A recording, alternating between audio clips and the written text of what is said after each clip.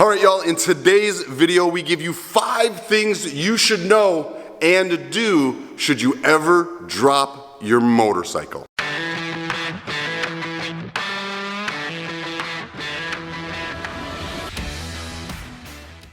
My name is Adam Sandoval, and I am not an instructional motorcycle guy. I am, however, a long distance rider, a world record rider. And I have traveled the country all over the place, and a lot of times when you get in parking lots and other situations like that, low speed maneuvering, it can become easy to drop your motorcycle, whether you're on an incline and you don't have the footing, or you're on gravel or dirt and the footing's loose. A simple pothole where you should be putting your foot can result in your bike laying over in its side. And in all my travels, I certainly have a little experience of laying my bike over in low speeds maneuvering. Recently, I did a tour in Mexico, got myself in a parking lot that didn't have good ground, and sure enough, I set my bike down. Gentle as it was, I had to get it back up, and today I'm gonna teach you exactly how I do that. Hey, are you a stubborn American? If so, I have got you hooked up with a whole new line of stubborn merch. That's right, we got women's cuts, we got babies, we got toddlers, we've got all kinds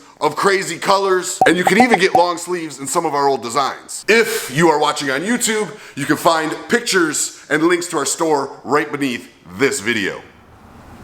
So what I've got here in my garage is an old fat boy with plenty of damage. It's an old project bike, and one I don't mind laying over for y'all to see. Now this will work with a bagger, really any size bike. I even did a video in the past where I had my girlfriend pick up her Road King just to prove that anybody can pick up the bike they have. So the first thing I'm gonna do is get this bike onto its side.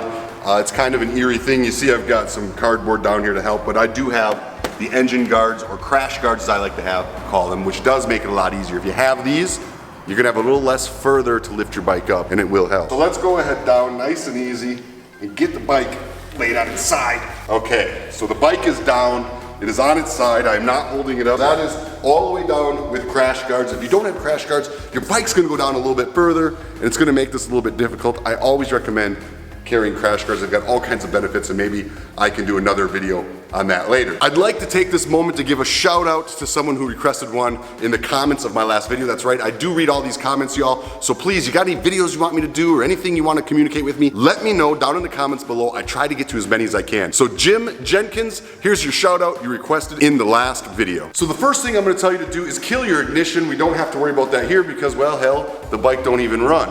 Number 2, make sure it's in gear.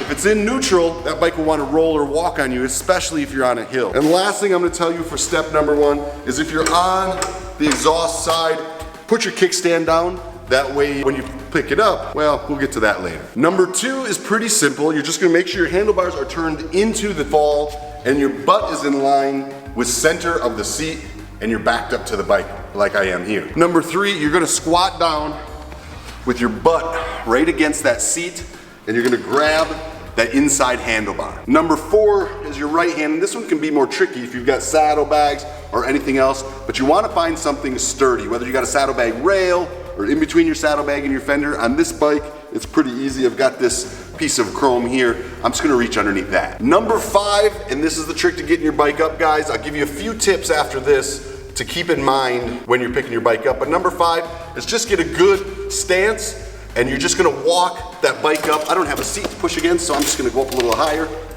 and you're gonna walk that bike straight up onto its feet. Now I have the kickstand down, so I can keep going right over, hopefully, onto the kickstand, which is exactly where we're at now. And now your bike is back up. I'm telling you, I don't care how small you are or how big your bike is, this tactic will work.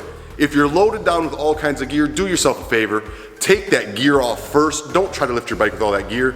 It's a little bit of extra time and it'll save you a whole bunch of headache, strain, and potential injuries. So here's a couple more little tips I think I'll share with you that you might find useful. 1, if you drop it on the kickstand side, you gotta be very careful when you pick it up that you don't throw the bike over the other side and then have to pick it up again. Once you get up tall, just be very careful, go very slowly, and make sure you don't crest the top of that swing point and then drop the bike down on the other side. Another thing is when you're picking up your bike with your posture, especially if it's an extremely heavy bike, this one was fairly easy. Posture is gonna be everything. I'm gonna tip the bike over and show you a couple other little details when you're picking it up that might help you. Check it out.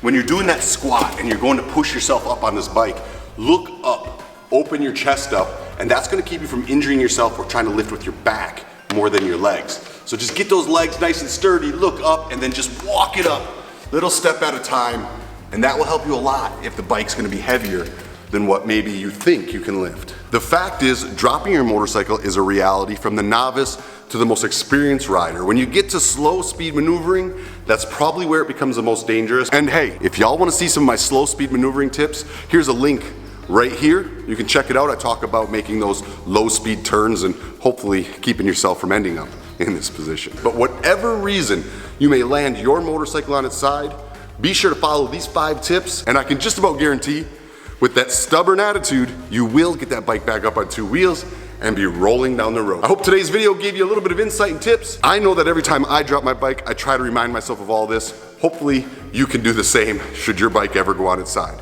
We'll talk to you all in tomorrow's video, and remember, no matter the challenge in front of you, you put your mind to it, you stay focused, and you stay stubborn.